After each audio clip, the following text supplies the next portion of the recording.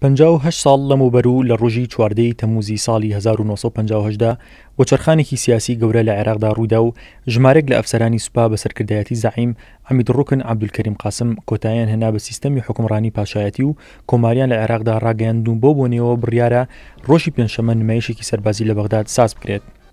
لە یەکەم بەیاننامەی شۆڕشی تەمووزی ساڵی 1950دا کۆماری لە عێراق ڕاگەندرا و کۆتایی بە سیستەمی حوکمڕانی پاشایەتی هێنرا کە لە ساڵی 1921 حوکمڕانی دەوڵەتی عێراقیان دەکرد و لە کاتی هەڵکوتانە سەر کۆشکی پاشایەتی فەیسەڵی دووەمی پاشای عێراق و چەند ئەندامێکی خێزانێکی پاشایەتی گولەباران کران.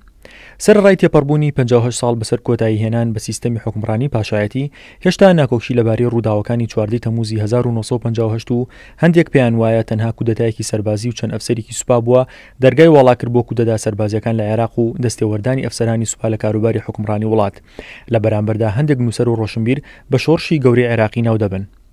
شارەزایان پێیان وایە سەرڕای مشتومڕەکان شۆڕشی 14 تەمووز و عەبدولکەریم قاسمی سەرکردەی یەکەمی شۆڕشەکە و هاوڕەکانی توانیان کۆتایی بە پاشایەتی بهێن و سیستەمی کۆماری ڕابگەن و عێراق لەژێر هەژمونی بەریتانیا دەربکەن و جێڕانەوەی بەشێک لە سامانی نەوتی بۆ گەلی عێراق و دانان بە مافی نەتەوەیی کورد لە چوارچێوی عێراقدا ناوهێنانی کورد وەک هاوبەش لە عێراقدا جگە لە چەندین دەستکەوتی تر لە بواری ئابووری و کۆمەڵایەتی و دابەشکردنی زەویە کشتوکاڵەکان و یاسای ئیسلاح زەراعی و کۆتایی هێنان بە یاسای حوکمڕانی هۆزەکان و دەرەبەگەکان و بەرقەرارکردنی مافی ژنان لە بەرامبەردا ڕەخنە دەگیرە لە شکستێنانی شۆڕشی 14 تەمووز لە بنیاتنانی دیموکراتیەت لە عێراق و چارەسەرنەکردنی پرسی کورد و هەڵگیرساوەکانی شەڕ لە ساڵی 1961دا.